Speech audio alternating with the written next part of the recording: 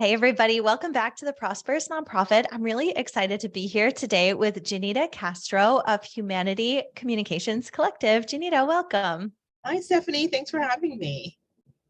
Yes, I'm so glad to be here with you today and really excited to learn more about your work and how you support nonprofits. So let's dive into first. Why don't you tell us a little bit about yourself and about your company, Humanity Communications Collective? Absolutely. Thank you. Like you said, my name is Yanira Castro. I'm the CEO at Humanity Communications Collective. I'm based in Charlotte, North Carolina, but I'm a New Yorker through and through. So we are an agency that works with nonprofits where we work with mostly nonprofits in order to help their communication strategy. So that means make sure they're telling the right story at the right place at the right time. And we do that mostly through digital means. So we support on their story they're telling on their website, through their social, through their newsletter, and through PR and media, and through content creation. We have a team of 15 people in 3 different countries. We're fully remote, and we are 99% women and 99% people of color that work at Humanity Communications, and it's something I'm very, very proud of.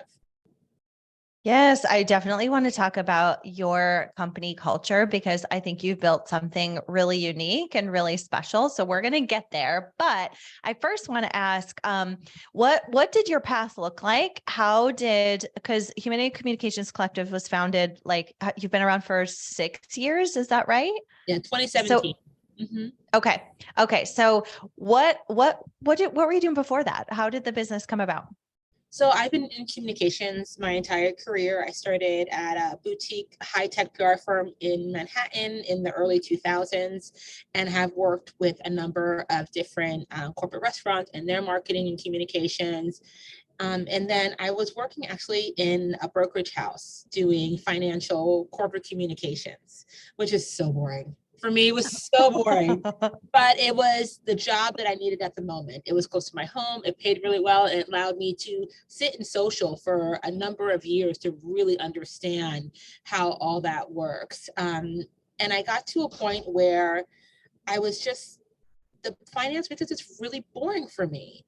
And it's so process oriented, and I'm an activator, right? I like to move and make changes and make quick decisions.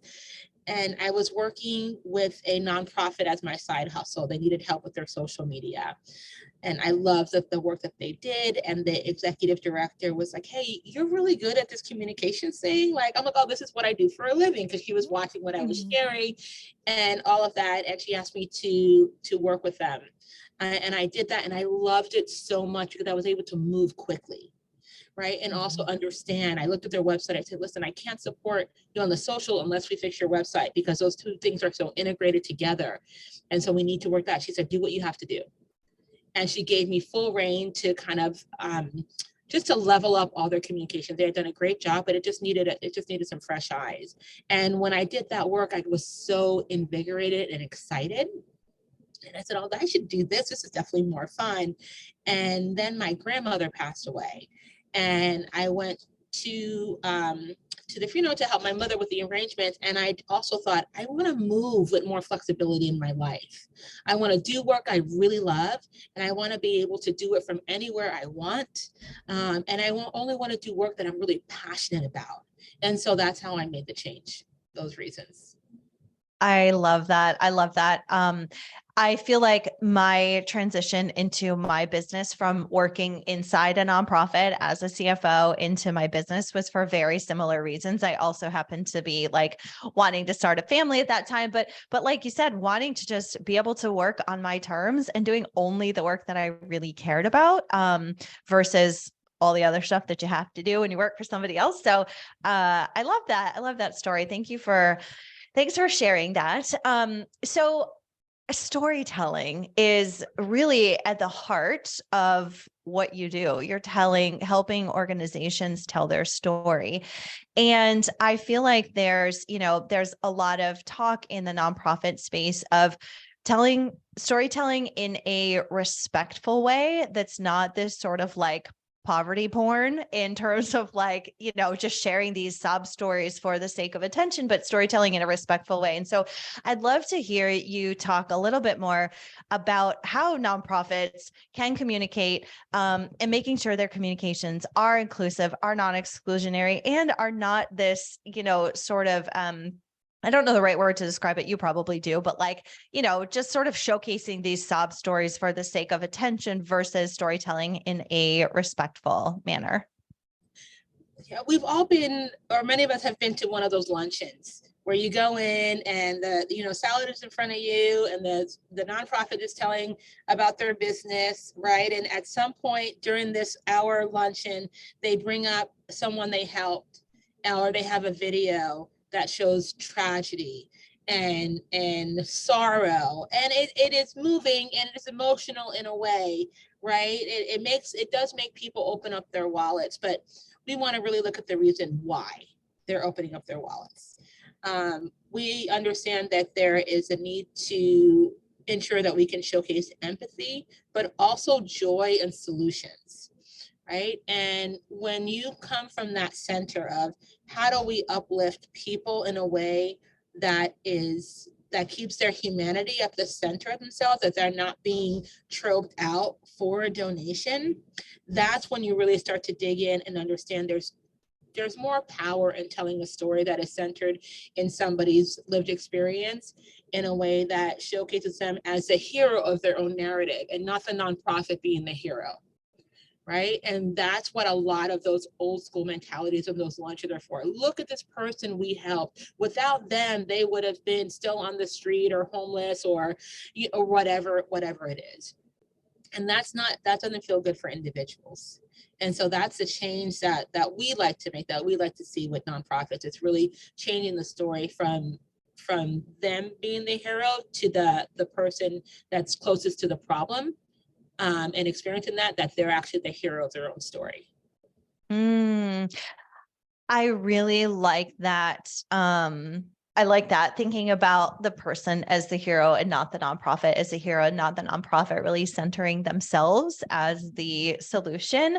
And I love, when we think about our businesses, and something that I have learned as a business owner and really learning marketing, because I'm not a marketing person, I've only learned in order to help grow my company, but really selling the transformation and selling the solution is something I've learned as a business owner, how to market ourselves versus like selling the problem. And so I like that. That's essentially like what you're doing with nonprofits as well. You're talking about the solution and the transformation and placing the person or whoever was served as the center of that narrative. That's interesting, because I hadn't really, again, I'm not a marketing person clearly, but I hadn't thought about that in the nonprofit sector before in terms of like sort of selling that transformation or selling that solution. But it sounds like that's kind of what you're talking about as well. Yeah, absolutely.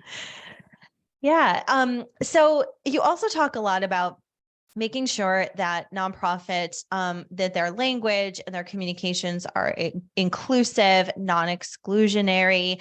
Talk to us more about what this really means and how you support organizations in this way.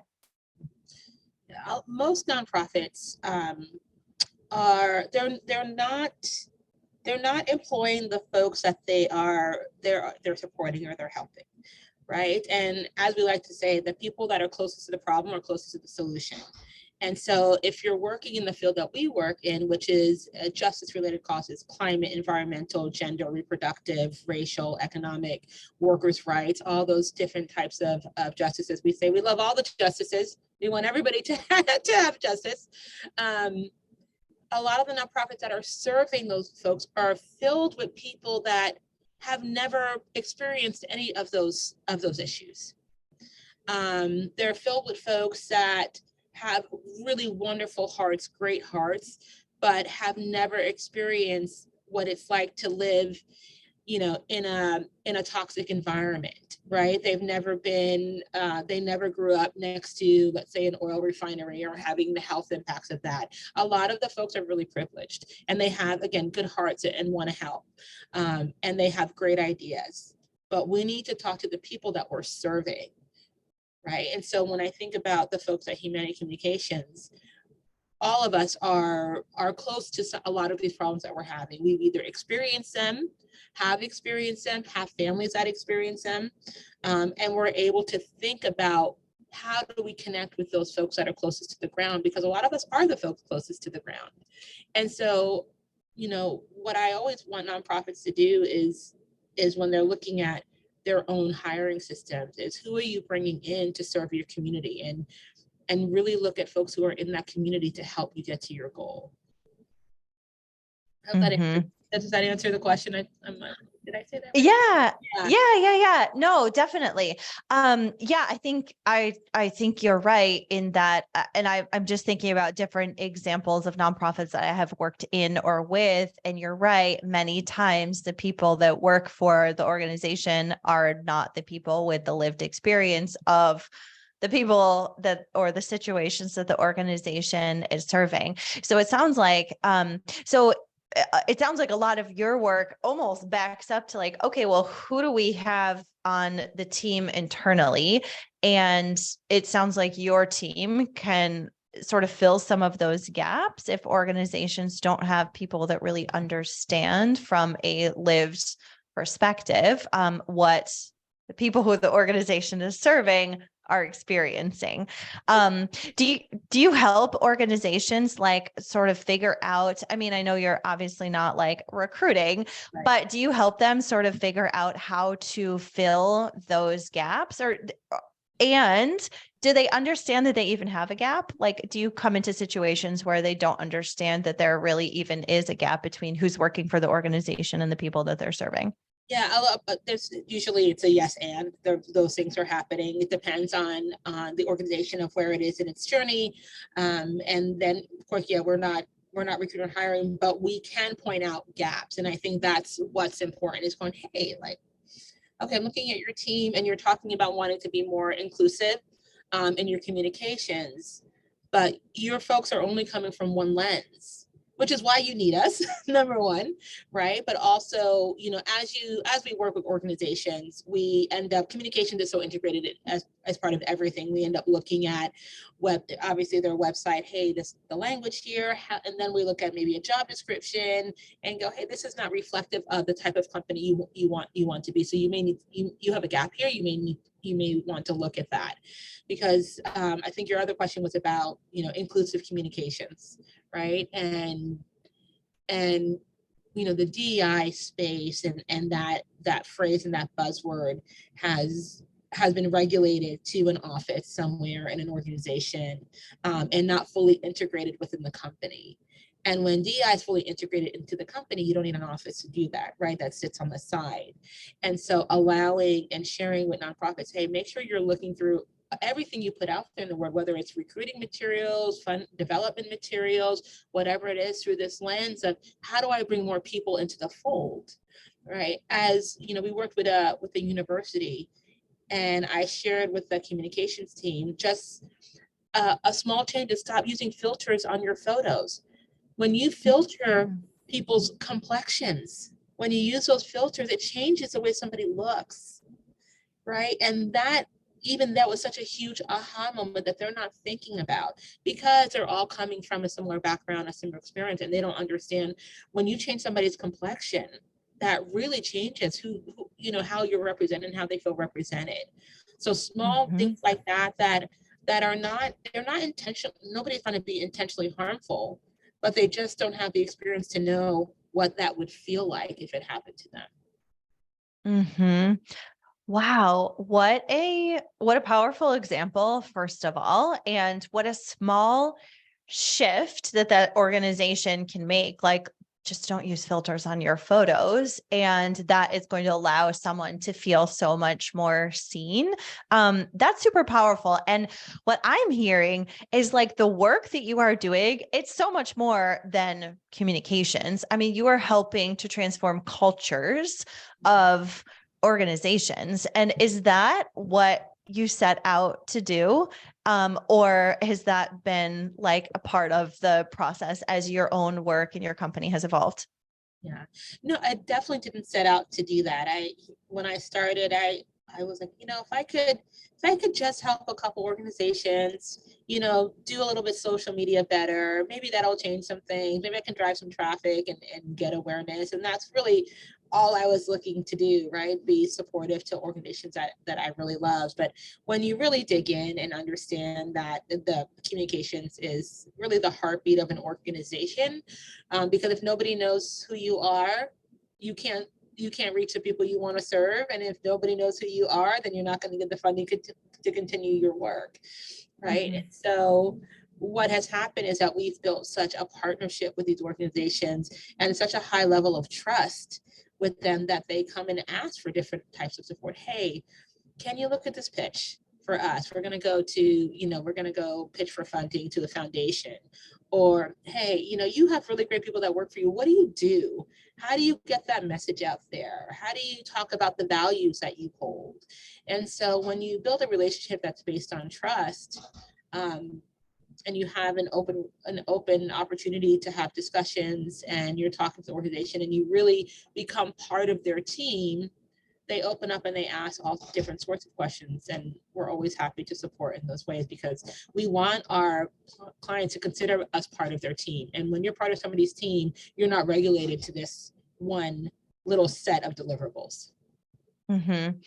Right. And when you're part of somebody's team and you've built that trust, I would imagine that organizations would be more willing to have those difficult conversations with you and with your team, because you have built that trust. And I feel like those difficult conversations are where the change happens.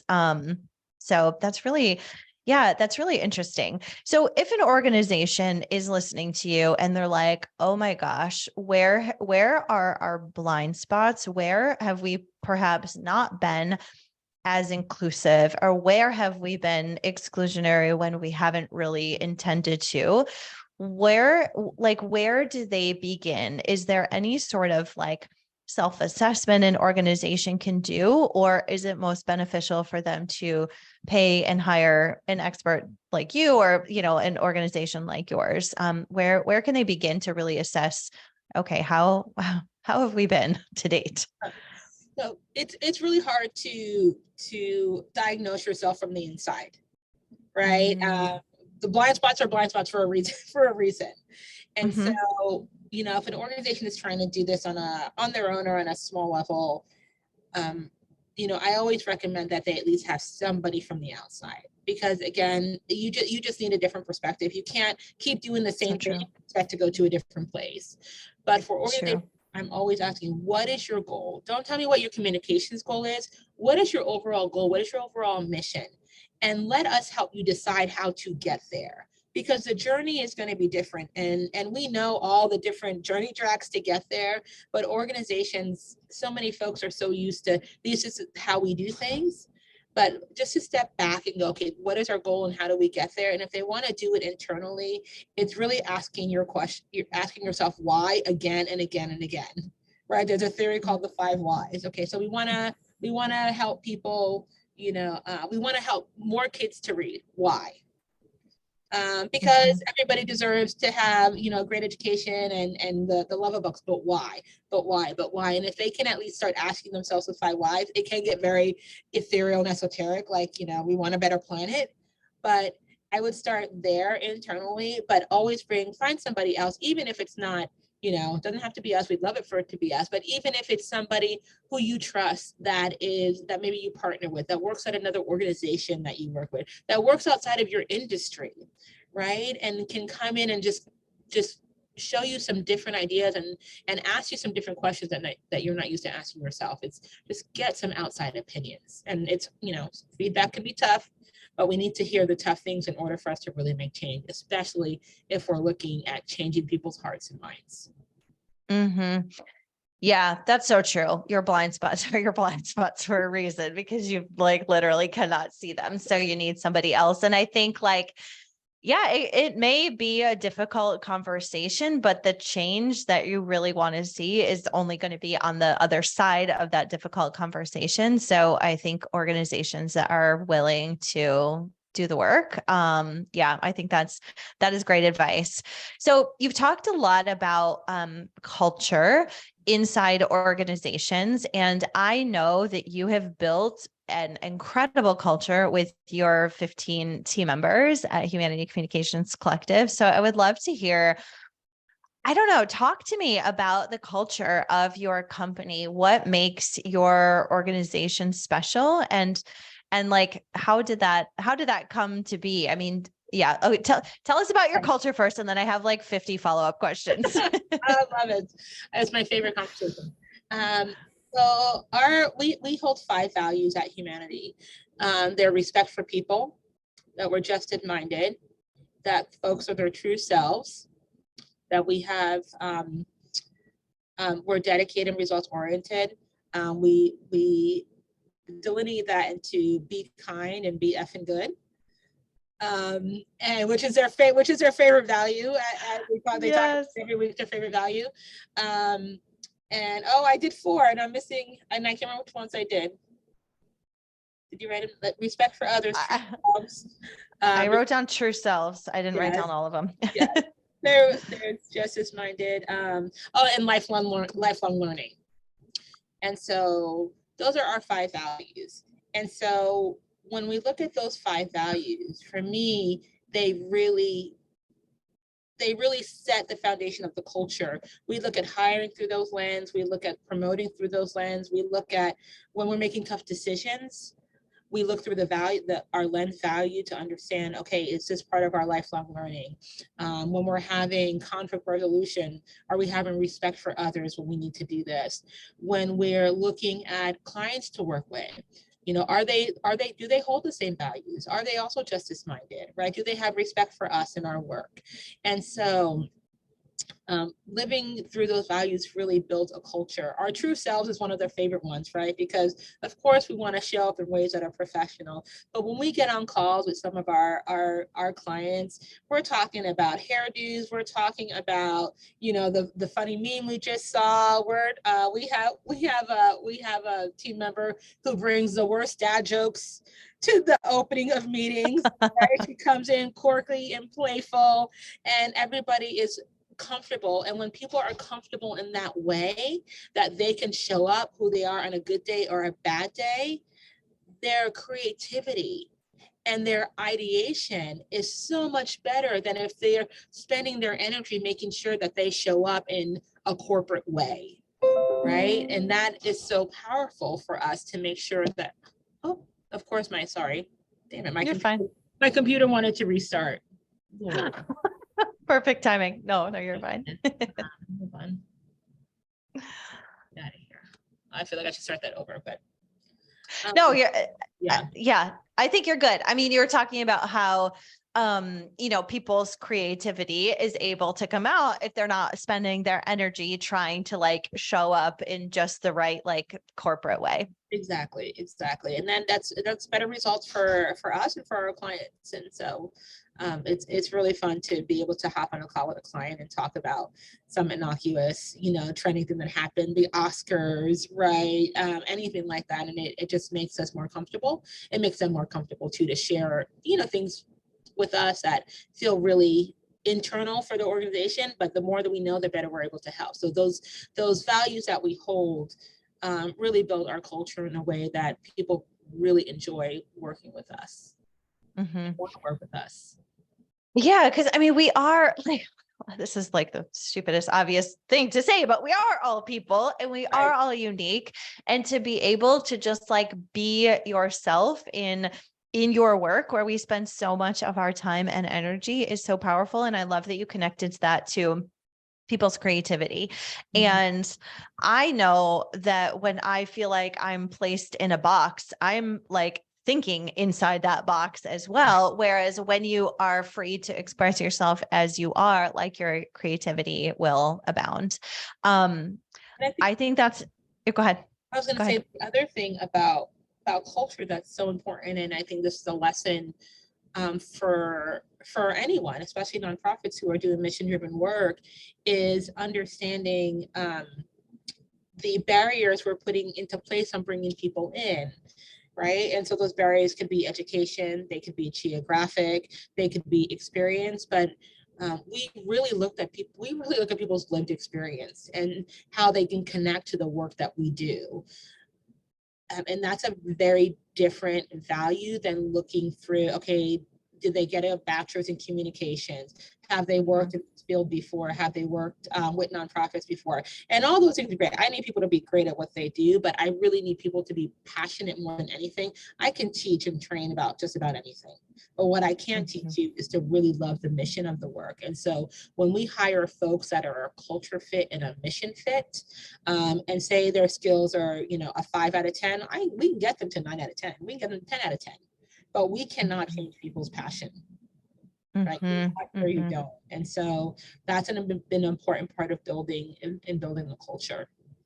And is there anything that you've done differently or like in a unique way through your like recruiting process when you're posting job applications and screening candidates and interviewing them? Is there anything that you do differently that helps you really find that culture fit versus checking a few boxes on their resume? I think for us, it's what we put out there in the world as an organization makes people want to work with us. I will say the first time when I first started looking for someone, I was looking for someone to come in to do some contracting work for kind of website and newsletters and all of that stuff. And I didn't do any kind of official job description or job posting and like that, but I went into some Facebook groups that I was in. And one of the things I said was that if you can't say Black Lives Matter, do not apply. Right? And what we put out there in the world about who we are and how we show up and what we believe in attracts the right people. So by the time they're getting to us, they understand who we are, and our recruiting process is pretty standard. But I think what we put out there in the world does a lot of the filtering for us. Yeah, that's a really good point. Your work and like you said, what you put out into the world, it speaks for itself. And so you're not likely going to attract somebody. You're not going to have candidates that already are not aligned with your values. And I think that's, I don't know. I just feel like your culture just spreads so far, into everything that you're putting out so that, yeah, I'm not saying what I want to, but I understand what you're saying.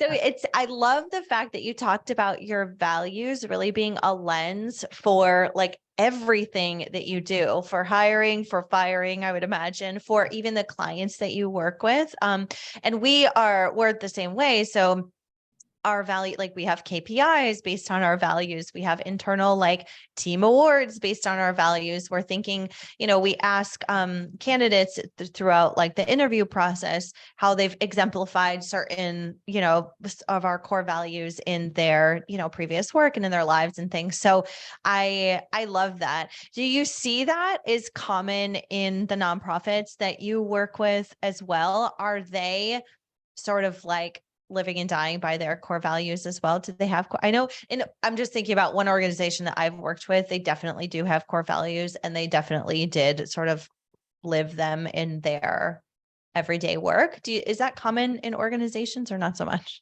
I think for the ones we work with, it is. So they are mission-driven organizations. I do think they're all on a different journey, especially, we're working with a lot of Black and Brown-led nonprofits. And when we're thinking about 2020 and the racial reckoning and all that happened there and the money that was really funneled into a lot of nonprofits that were justice-centered, is that they grew really fast.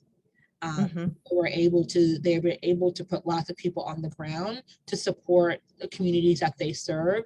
And for some, they're looking back now and they're going, okay, we need to like restructure. We hired all these people to serve all these people because we were able to, and we maybe pulled a little bit away from what our mission was in the beginning or our values are. So there are some in that stage, and there are others that are super intentional, that as we are, to make sure that the people that are bringing in are a cultural fit as well as a technical fit for the organization. And so I see both, but I see from the majority the ones we work with, they are really living those values. And if they didn't, we probably wouldn't work with them.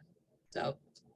Yeah. That's a good point, that's probably a lens that you are using to assess organizations. If they don't have strong values that they are really exemplifying, then they're probably not going to be a fit for you either. Yeah, that makes And I sense. think it's so important for us too, because, as I said earlier, like, we really want our partners to consider us part of their team, which means we're working with many people throughout the organization. We can work with the ED, we can work with a community manager, we work with the program folks, we're working with development, we're working with comms people if they have them internally, we're working with all of those people.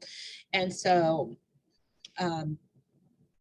we really want to make sure that when we're working through the organization, that they are living the values and that we're connected in that way, or it's going to be really hard to work with them, right? If we're talking in the way we're like, okay, do we have respect for the people that we're serving? Are you willing to learn more and do something different, right? Are we showing up as our true selves? Are we being kind to our community that we're serving? Are we being good to them? Right? And if internally that's not happening, then it's going to be friction, because we're going to go, hey, that's not how we talk to people, not just here, but anywhere, right? That's not how you talk to people in need, or that's not how you talk to people that are in support. And that's not going to feel good for us. Did you ever have, and I'm sort of asking for my own, like, I'm interested because I have an experience related to this, but as you in 2017 built this company and had the power and ownership to create an organization that you really wanted to and enjoyed working for, was that the result of any like toxic workplaces that you had worked at before, and like then wanting to basically do the opposite? Oh my God, absolutely. I say I'm the boss I always wanted for myself, right? Yes. And I said I learned so much on how I never wanted to be from bosses and managers that I had, that I learned the most from them, right? The micromanaging, the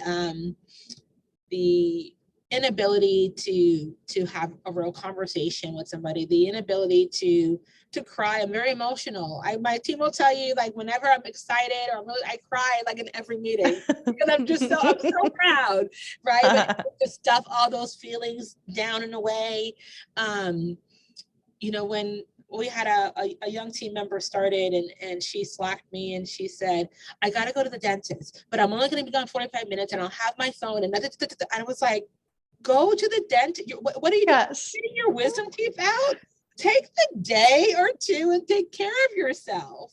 Yes. And so all that, I call it corporate PTSD. Other people call it workplace injury and all of that. We get so much of that, right? And when I'm like, no, it's okay. Your dog needs to go to the vet. You need a nap. You're tired because your baby kept you up all night. Take the nap at 2:00. I don't really care. Right? I need you exactly. Yes. And also, you don't have to tell me if you're going to the dentist. Like, go to the dentist. I don't care. Right. Like, you're a full adult that I've given lots of responsibilities to. I think I'm going to be okay if you go to the dentist. But, we laugh about it because to me now it's so foreign. But most people coming to us are coming from that experience and that background. And it takes a lot for them to ask for help, right? To say, I'm going to miss this deadline.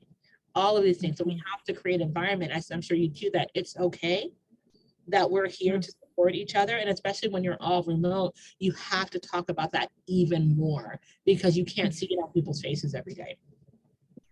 That's so true. That's so true. Because in an office environment, you could see when people are like dragging, and when things are hard, you can see it, even if they're trying to like put on the, happy face, and you can see that. But remote, you really can't. And it's that's so funny. That's so true. I used to remember just like feeling sick to my stomach, having to ask permission to go on vacation or ask permission for a doctor's appointment, and just like feeling ill about it for weeks in advance. And I'm like, I never want to create that environment. And it's just so funny. I'm like, I don't care if you have to go to the doctor. I don't even need to know. Just go take care of yourself. We're good.